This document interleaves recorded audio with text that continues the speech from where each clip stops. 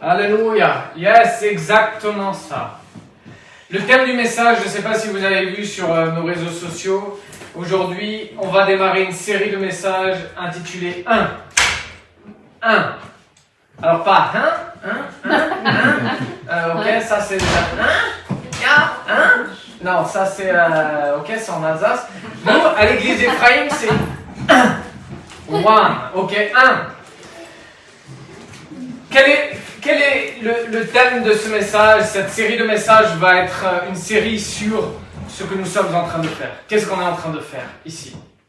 Est-ce qu'on est en train de faire une activité de plus dans nos vies, de remplir un dimanche qui n'a rien de prévu, ou est-ce qu'on est en train d'investir à travers nos vies pour une cause? La cause que nous sommes en train de développer ici, c'est l'Église. Ok?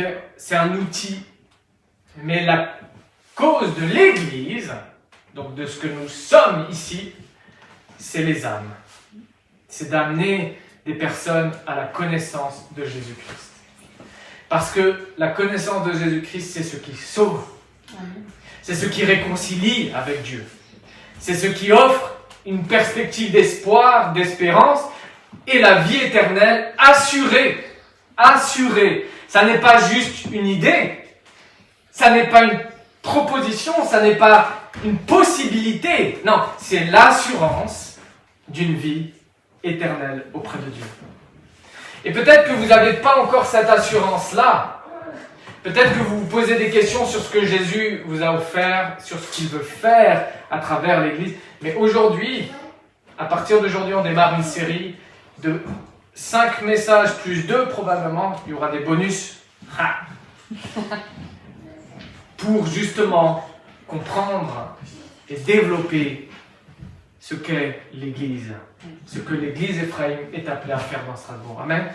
Alors aujourd'hui, on va démarrer par la compréhension de ce que nous sommes en train de faire. Amen. 1. Et aujourd'hui, le thème du message, c'est tous pour un. Tous pour un. Amen. Est-ce que tu peux dire ça à ton cœur pour l'intégrer? Tous pour un. Tous pour un. Hey, les mousquetaires étaient là comme ça. Tous pour un. On est plus que eux. Je vous invite à ouvrir vos Bibles dans Jean 17 à partir du verset 11. C'est la prière que Jésus fait. C'est la prière que Jésus a faite pour nous. Jean 17, c'est la prière que Jésus a adressée en notre faveur. Vous vous rendez compte, Jésus a prié pour toi, Manu. Jésus a prié pour toi, Julie. Jésus a prié pour toi, Cindy. Jésus a prié pour toi, Pascal. Waouh! Je ne vais pas t'oublier, Nathalie, Jésus a prié pour toi aussi. J'ai, Henrik, etc. Et tous ceux qui sont dans la... Christine. Bref, Jésus a prié pour chacun de ses enfants. Verset 11, désormais, Jésus dit comme ça et prie comme ça, je ne suis plus dans le monde, mais eux, c'est-à-dire moi, toi, ils sont dans le monde, tandis que je vais vers toi. Père Saint, garde-les en ton nom, ce nom que tu m'as donné, afin qu'ils soient un, comme nous. Afin qu'ils soient... Manu, est-ce que tu peux voir... Pascal, c'est bon pour toi? Je pense. Jean 17, tu viens? Si tu peux l'aider juste. On est là pour vous aider, hein. Ceux qui débutent à Alléluia, pas d'inquiétude. C'est une famille, ok? C'est une famille. Verset 14, j'avance, on va pas lire tout le passage en entier. Je leur ai donné, dit Jésus, et prie comme ça, Jésus prie comme ça. Je leur ai donné ta parole. Et le monde les a détestés parce qu'ils ne sont pas du monde. Tout comme moi, je ne suis pas du monde. Je ne te demande pas, regarde bien ce que Jésus dit, je ne te demande pas de les retirer du monde, mais de les préserver du mal. Ils ne sont pas du monde, tout comme moi, je ne suis pas du monde. Consacre-les par ta vérité. Ta parole est la vérité. J'avance au verset 20. Je ne prie pas pour eux seulement, c'est-à-dire ceux qui étaient là juste autour de lui. Mais je prie encore pour ceux qui croiront en moi à travers leur parole, afin que tous soient un, comme toi, Père, tu es en moi, et comme je suis en toi, afin qu'eux aussi soient en nous, pour que le monde croie que tu m'as envoyé. Waouh! Cette prière, elle est tellement riche qu'on pourrait y passer des heures et des heures. Mais elle va constituer le fondement de cette série de messages. Et aujourd'hui, on va voir que la mission de l'Église, c'est d'être tous pour un. L'Église est appelée à être un, mais en étant un, elle est appelée à être tous pour une même cause. Tous pour une même cause. Le nom de Jésus, sa gloire et son amour sont intimement liés à l'unité de l'Église. Intimement liés. Beaucoup de passages nous montrent que c'est par l'amour que nous avons que le monde verra que nous croyons en Jésus. Ici, Jésus est en train de prier en disant « Ils verront ma gloire s'ils sont un. Ils verront mon amour s'ils sont un. Ils verront mon nom s'ils sont un. » Amen. Et cette unité, elle ne peut pas être fondée sur d'autres choses, d'autres personnes, d'autres croyances, d'autres idées. Il n'y a qu'une seule possibilité, Jésus-Christ. C'est la seule possibilité. Et tout autre rapport, que ce soit un intérêt, une sensation, un message, une autre source que Jésus-Christ, tout autre apport que Jésus-Christ créera une fausse unité, je vous l'assure. Nous sommes, l'Église Ephraim appartient à Jésus-Christ. Et si Jésus a prié pour que son Église soit un, c'est pour un objectif précis. C'est pour un objectif précis. Alors pour qui l'Église existe? Est-ce que l'Église existe pour Jésus-Christ? Est-ce que l'Église existe pour elle-même? Est-ce que l'Église existe pour le monde? Est-ce que l'Église... Je ne sais pas si vous avez déjà réfléchi à cette question, mais à qui... Pour qui l'Église existe? À qui elle s'adresse? Pour le monde. Amen. Amen. Jean 17, regardez bien au verset 20 et 23. Ce n'est pas pour eux seulement que je prie, dit Jésus, mais pour ceux qui croiront en moi par leur parole, afin que tous soient un, afin que tous soient un. Comme toi, Père, tu es en moi, et comme je suis en toi, afin qu'eux aussi soient un en nous. Et voici l'objectif, pour que le monde croie que tu m'as envoyé. C'est pour que le monde croie. Jésus prie qu'on soit un pour que le monde croie. L'Église, elle a été créée par Jésus-Christ. Elle appartient à Jésus-Christ. Mais elle ne lui est pas destinée. Elle a un objectif. Elle est créée pour changer le monde. Elle est créée pour amener des personnes à Jésus-Christ, pour réconcilier l'homme avec Dieu. C'est l'outil que Jésus a démarré, instauré pour sauver le monde. Verset 22, je leur ai donné la gloire que tu m'as donnée afin qu'ils soient un, comme nous sommes un, afin qu'ils soient un. Et au verset 23, et que le monde connaisse que tu m'as envoyé. C'est ça les objectifs que Jésus annonce. Il veut que l'on soit un pour que le monde sache que Jésus-Christ est le Fils de Dieu, qu'il est le sauveur de l'humanité, que c'est par lui seul que nous pouvons être réconciliés avec Dieu et qu'il n'y a pas d'autre possibilité. Il n'y en a pas d'autre. Mais c'est merveilleux parce que c'est la meilleure possibilité. C'est la seule, mais c'est la bonne. C'est l'unique, mais c'est la meilleure. Toutes les autres sont créées par nous-mêmes pour essayer de gagner Dieu. Que ce soit les principes qu'on se met, les idéologies qu'on crée. Mais aujourd'hui, le thème, c'est tous pour un. Je sais que certains savent ici le prix d'une âme. Quel est le prix d'une âme? Vous savez? Si l'on ramène ça uniquement à la possibilité physique d'une âme, Manu, je suis désolé de te l'apprendre, mais tu ne vaux pas plus que 3 euros. Tout ce qu'il y a dans ton corps, c'est de l'eau et quelques autres molécules, et ça vaut pas plus que 3 euros sur le marché. Dommage. Mais aux yeux de Dieu, c'est pas ça qu'il regarde. L'homme regarde à ces 3 euros-là. Bon, ben écoute, 3 euros, bon, ben, on va pas aller loin, mais la Bible dit que Dieu regarde au cœur parce que chaque vie est importante. Chaque vie est importante. Regardez dans Matthieu 18 ce que Jésus dit, ce qu'il enseigne, à partir du verset 10 jusqu'au verset 14.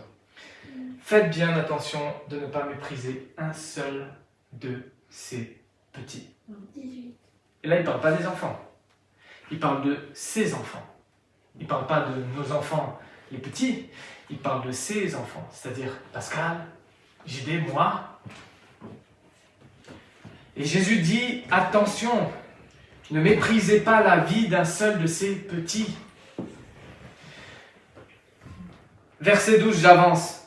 Si un homme a 100 brebis, c'est un exemple que Jésus donne, et que l'une d'elles se perde, ne laisse-t-il pas les 99 autres sur les montagnes pour aller chercher celle qui s'est perdue? Et s'il la trouve, je vous le dis en vérité, il en a plus de joie que des 99 qui ne se sont pas perdus. De même, ce n'est pas la volonté de votre Père céleste qu'il se perde un seul de ces petits. Tous pour un. Le prix d'une âme est inestimable. Inestimable. Lorsque l'on est tous pour une âme, parce que l'objectif de l'Église, c'est ça, Jésus a placé l'Église pour le monde, eh bien, on ne peut pas faire de calcul. On ne peut pas calculer quel est le prix que nous pouvons, devons et essayerons de payer. Non. Le prix ne peut pas être estimé. Tous pour un. Une âme. Toute l'Église doit être mobilisée, même s'il n'y a qu'une seule âme qui est en jeu. Amen. Lorsque je suis venu à Strasbourg, j'ai dit, si j'amène une seule âme à Jésus-Christ, c'est Jésus qui sauve, pardon, si j'amène une seule âme à Jésus-Christ, c'est gagné. Amen. Tous pour un. L'Église existe, je l'ai dit, elle appartient à Jésus-Christ. Elle a été créée par Jésus pour apporter la solution. Mais l'Église existe pour sauver des âmes. Elle existe par Jésus-Christ pour les âmes. L'Église existe par Jésus-Christ pour les âmes. Tous par un, tous pour un. Tous par Jésus-Christ, tous pour une âme. Dans 1 Timothée, chapitre 2, voici ce qu'on lit, c'est que Dieu veut que verset 4, que tous les hommes soient sauvés et parviennent à la connaissance de la vérité. Dieu, c'est la volonté de Dieu, que tous les hommes soient sauvés. Et il a donné l'Église pour ça. Il est venu montrer l'exemple, comment on fait, et il a dit, maintenant faites, c'est à vous. Tout ce que l'Église peut faire est destiné à instaurer la volonté de Dieu. La volonté de Dieu, c'est que tous soient sauvés. Un jour, l'Église sera pour Jésus-Christ. Un jour, l'Église sera pour Jésus-Christ. Mais ce n'est pas le temps. C'est-à-dire que ce que nous sommes en train de faire, adorer, amen, c'est pour Jésus. Mais c'est un outil pour fortifier notre âme, pour aller faire la mission. Un jour, l'Église sera pour Jésus-Christ, totalement. Ce jour-là, c'est dans l'éternité. On sera dans sa présence à l'adorer. Et là, la mission sera terminée. Là, l'Église sera pour Jésus-Christ.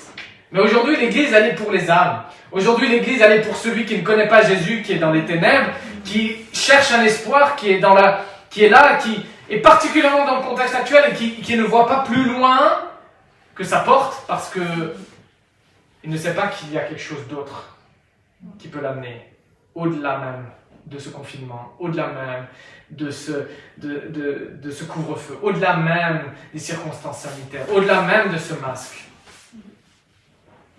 Je peux porter un masque et mon cœur peut être dans la joie. Je peux porter un masque et avoir un sourire. Et ça, c'est la force que donne Jésus-Christ. Hier, j'étais un peu triste parce que parfois, il y en a qui refusent ça. Et j'ai rencontré quelqu'un qui était angoissé, terriblement angoissé. Je lui ai proposé de prier. Je lui ai dit, mais la solution, elle est en Jésus-Christ. Il dit, mais les médecins, ils peuvent rien faire pour moi et tout ça. J'ai dit, oui, je sais pas tout, je suis médecin et je sais qu'il y a des choses que je ne peux pas faire. Amen. Ce que je peux faire, Dieu me demande de le faire, mais ce que je ne peux pas faire, Dieu est capable de le faire. Ça, c'est sûr. Et c'est lui la solution. Et il me racontait à quel point il souffrait dans son âme et dans son corps à cause de l'angoisse. Il avait mal dans son corps à cause de l'angoisse. Et la solution, c'est Jésus-Christ. Tous pour un. Philippiens 3, verset 20. L'Église a un projet, chers amis. Dieu a donné à l'Église un projet. Comme à chacune de vos vies. À chacun de nous, Dieu a donné un projet. Dieu a dessiné un projet. Mais il en a dessiné un pour l'Église aussi. Et on va voir quel est ce projet, rapidement. Philippiens 3, verset 20. Manu, est-ce que tu l'as? Alors, un instant. Tu veux que je lise? Ouais. Ça marche. Bien fort, s'il te plaît. Ouais. Emmène les milliers de gens qui sont sur Facebook et YouTube avec nous. Donc c'est bien Philippiens 3, verset 20. Hey, les milliers là qui est derrière l'écran, avec nous au nom de Jésus. Ok. Notre patrie à nous est dans les cieux, et celui qui nous attendons comme et celui que nous attendons comme sauveur, le Seigneur Jésus-Christ, viendra des cieux. Amen. Regardez bien ce que le verset dit. En d'autres traductions, c'est « Nous sommes citoyens des cieux ». Mais nous sommes citoyens des cieux. Ok? C'est-à-dire que on est ici de passage. Et notre patrie, elle est auprès de Dieu. L'ambassade de France, les ambassades de France qui sont à l'étranger, vous savez, c'est le territoire français. C'est un territoire souverain qui appartient à la France dans les nations. L'ambassade des États-Unis, par exemple, à Strasbourg, ou je crois qu'il y a des États-Unis à Strasbourg. Ou un consulat. Et c'est un territoire qui appartient au pays au sein de la France. Ok? Nous sommes les ambassadeurs, la Bible dit, nous sommes les ambassadeurs de Jésus-Christ sur cette terre. C'est-à-dire que nous sommes là pour représenter, même en tant qu'exilés du royaume des cieux, nous sommes sur terre pour représenter le royaume de Dieu. L'un des premiers motifs d'existence de l'Église, en vue de gagner des âmes, en vue de sauver des âmes, c'est d'établir les valeurs du royaume de Dieu dans la société, là où nous sommes, sur la terre. Établir les valeurs du royaume de Dieu. Les principes de Dieu, toujours, chers amis, c'est de préserver la vie. Toujours préserver la vie. C'est-à-dire la création de Dieu. Ça, c'est les principes ultimes. Et notre mission en tant qu'Église, le projet de Dieu, c'est d'être ces ambassadeurs, cette ambassade qui dit, voilà, je représente le royaume de Dieu et ces valeurs sont celles-là. Quand l'ambassade de France en Chine, elle déclare, nous, nos valeurs, c'est la démocratie, c'est la liberté.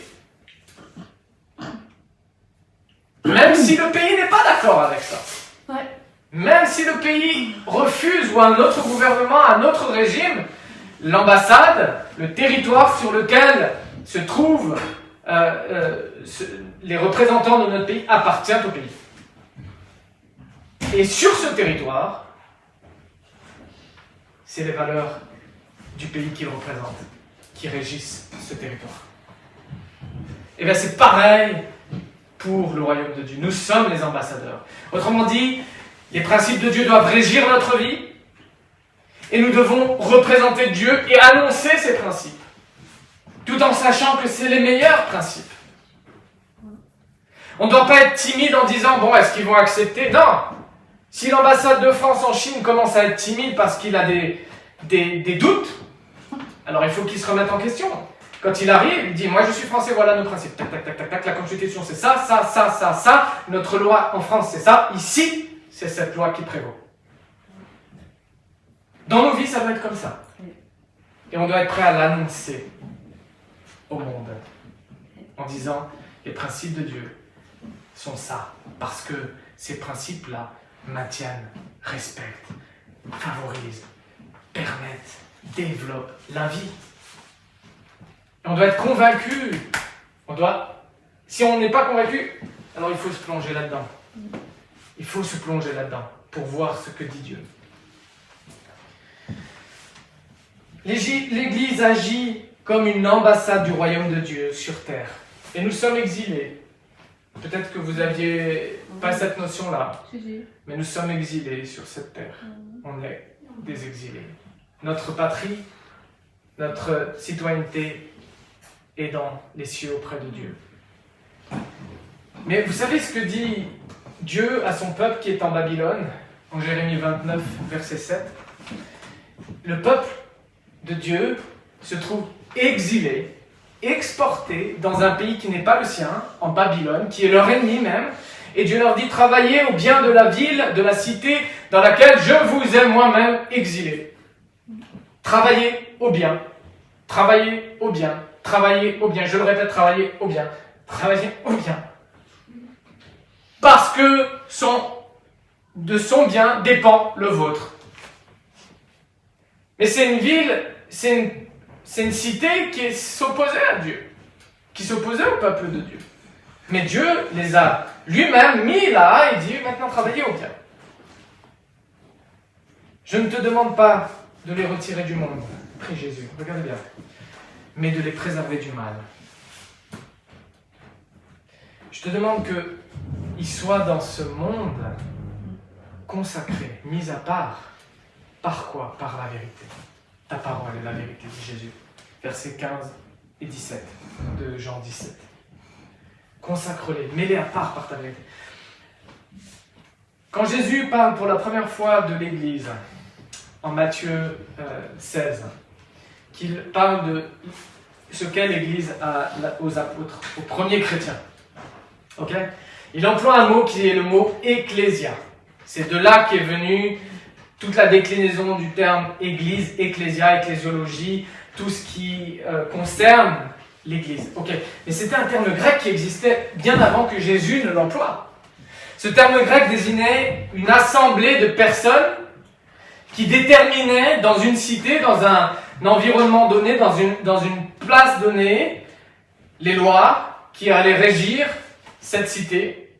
Ecclésia, c'était une assemblée, un groupe de personnes qui avaient pour responsabilité d'établir les principes et de dire ici ça fonctionne comme ça.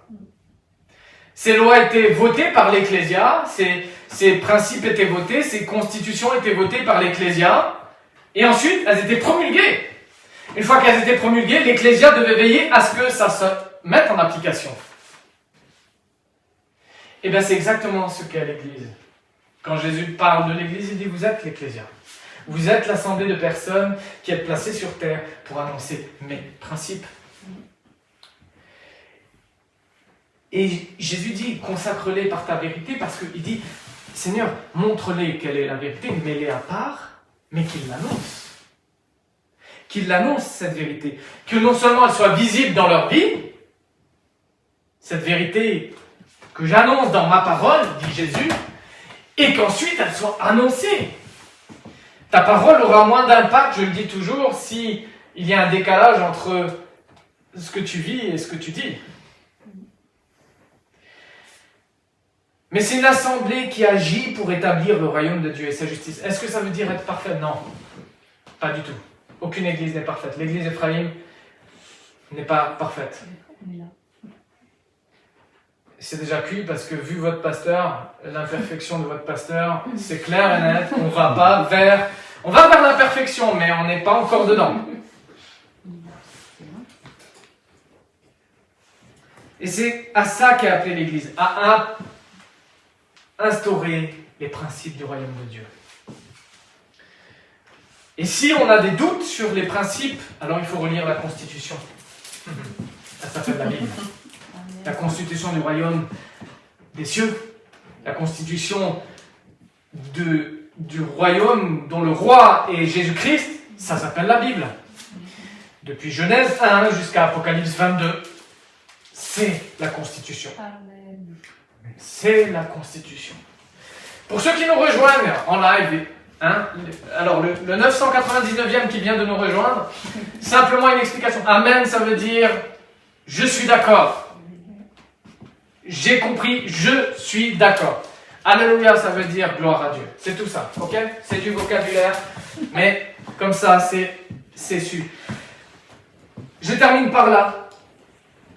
Dans la série que nous allons voir et suivre, la série de messages, on va voir de qui est constituée l'Église, comment elle s'articule, comment elle agit, comment elle se montre et comment elle accueille, comment elle vit.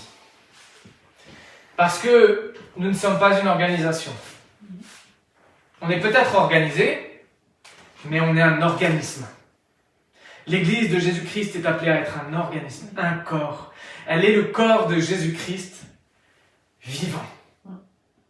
Et dans la série de messages qui nous attend, waouh, ça fait des années que Dieu m'a donné ces révélations-là et j'attendais le jour où j'allais implanter cette Église pour démarrer l'enseignement sur ces révélations. Et vous allez voir qu'en 1 Corinthiens 12, tous les passages qui parlent justement de ce corps vivant sont extraordinaires et vont changer la manière dont vous viendrez dans nos rencontres. Vont changer la manière dont vous percevez ce que nous sommes en train de faire, ce que nous sommes ici. Parce que avant de faire, il faut être, et là nous sommes déjà. Nous sommes, nous devenons et nous ferons. De qui est constituée l'Église? Je parlais de ce fameux passage de Matthieu 16, verset 18, où Jésus dit à Pierre et à l'ensemble des disciples, « Et moi, je te dis que tu es Pierre. Et que sur ce rocher, je construirai mon Église, et les portes du séjour des morts ne l'emporteront pas. » Pour éclaircir les choses, parce que ce verset-là a été souvent mal interprété, il parle de Pierre, puis il parle d'un rocher. Souvent, on fait l'amalgame, Pierre est le rocher. Pierre n'est pas le rocher. Ok, Pierre, c'est un des disciples de Jésus. C'était une des personnes qui était autour de Jésus, qui a appris avec Jésus. Et ce jour-là, Pierre a confessé Jésus-Christ et a dit « Tu es réellement le Fils de Dieu. » Et Jésus dit « Je proclame que tu es Pierre. » Et il fait un jeu de mots. Ah, Jésus, c'est un malin. Hein. Il aime bien les jeux de mots. Moi aussi, j'aime beaucoup les jeux de mots. Et il utilise 2 fois le même mot, mais avec une signification, pas tout à fait le même mot, mais la même racine. Pour Pierre, c'est Pétros. Ça veut dire Pierre au singulier. Pour ce rocher, c'est Pétra. Ça veut dire Pierre au pluriel. Autrement dit, ça veut dire un amas de pierre. Un rocher, un amas de pierre. Ok? Autrement dit, il dit comme ça, c'est sur ce rocher, c'est-à-dire cet amas de pierre, que je vais construire mon ecclésia. Ok? Rocher, ici, c'est le sens d'un amas de pierre. C'est toi, Nathalie, Cindy, Pascal, moi. C'est cet amas de pierre. Ok. Ce rocher-là fait référence à ce que Pierre disait juste avant. Tu es le Fils de Dieu. Et c'est ça le rocher. Le rocher, c'est Jésus-Christ. Amen. Qui est le corps de Jésus-Christ sur terre? L'Église. C'est cet amas de pierre. Ok? Ce rocher-là fait référence à Jésus-Christ. Pétra, c'est l'amas de pierre. Et cette référence à Jésus-Christ fait écho aujourd'hui par l'Église. Parce que nous sommes ensemble un. Nous sommes le corps de Jésus-Christ. Ce corps vivant, cet organisme vivant. L'Église est constituée. Je ne suis pas l'Église tout seul. C'est impossible. Personne ne peut l'être. Je ne peux pas être l'Église tout seul. Jésus dit, c'est là où 2 ou 3 sont réunis en mon nom. Voilà, il est au milieu. Mais il ne peut pas être au milieu de 1. J'ai besoin de Manu, j'ai besoin de Pascal. Manu a besoin de moi, Pascal a besoin de moi, etc. On a besoin les uns des autres. Je ne peux pas faire l'église tout seul et personne ne le peut. Je crois que pour vivre les enseignements de Dieu, les principes de Dieu, Dieu veut qu'on apprenne ensemble. Il n'a pas prévu que l'homme soit seul. Dès la Genèse, il n'était pas bon que l'homme soit seul. Après, il n'était pas bon que l'homme soit mal accompagné non plus, mais je dois dire que Dieu a dit « Hey, être seul, c'est pas la solution. Parce que je serai là où 2 ou 3 m'invitent. Je serai là. » Et pour vivre bien, Dieu enseigne à son peuple de suivre quelques principes. Et les principes de Dieu ont été parfaitement instaurés par Jésus-Christ. Si Jésus crée l'Église, est-ce qu'il s'est trompé? Est-ce qu'aujourd'hui on peut dire qu'il y a une autre solution, il y a une autre possibilité? Oui, l'Église, elle a 2000 ans. Il n'y a pas de croyance plus développée que ça, qui tiennent aussi longtemps et qui continuent à se développer. Et dont le roi est unique et est toujours le même. Jésus n'a jamais été destitué. Jésus n'a pas été destitué. L'Église, même s'il y a des dérives, l'Église de Jésus-Christ reste à Jésus-Christ. Et l'Église, fidèle à Jésus-Christ, n'a pas dit « Ah, ben, maintenant, notre roi est dépassé, il a quand même 2020 ans, il ne connaissait pas l'iPad, c'est pas possible de le suivre aujourd'hui. » Non, Jésus a annoncé des principes d'une création qu'il a créée. L'iPad sort de sa création. Internet sort de sa création. Ça ne lui échappe pas du tout. Et l'électricité sort de sa création. Si vous croyez l'avoir créée, non, on l'a inventé. On a repris ce qui était déjà là, on l'a transformé en une énergie pour l'utiliser. Mais ça n'échappe pas à Dieu. C'est pas en train de... Oh, ils ont créé un truc là. Ah, je comprends rien. Ah, Dieu n'est pas à ce niveau-là. Hein. Il est largement au-dessus. Il a dit, j'ai encore tellement de choses à découvrir. Il croit être au bout, mais j'ai encore caché tellement de mystères. Dieu n'est pas surpris. Donc Jésus n'est pas surpris. Et Jésus est toujours le roi de l'Église. Amen. Et je crois qu'il y a 3 colonnes pour vivre les principes de Dieu. Vraiment, 3 colonnes capitales. La parole de Dieu, la Constitution, l'Esprit de Dieu, c'est ce qui anime la Constitution, et l'Église, c'est ce qui agit par l'Esprit de Dieu avec la Constitution comme principe. Sans ces 3 colonnes, on aura beau dire j'ai Jésus avec moi, si on élimine une des colonnes ou qu'on n'en prend qu'une seule, les 2 autres ou la seule ou celle qui manque va entrer en conflit avec ce qu'on est en train de faire. La parole de Dieu, l'Esprit de Dieu, l'Église. Je dis toujours, on ne peut pas vivre avec Jésus-Christ et dire je me passe des autres, j'arrive à faire tout seul. Je vous assure que quel que soit le niveau de don, de talent que Dieu vous a donné, on doit être, et moi je reconnais ça, on a besoin des autres. On est insuffisant. On n'est pas tout. Nous ne sommes pas Dieu. Donc j'ai besoin des autres. J'ai besoin de vous. J'ai besoin maintenant du 1000e qui vient de se connecter pour accomplir et instaurer les principes de Dieu. L'Église est le corps vivant de Christ sur terre. Et c'est cela qu'on va vivre. On a tous un rôle à jouer. Tous un rôle à jouer.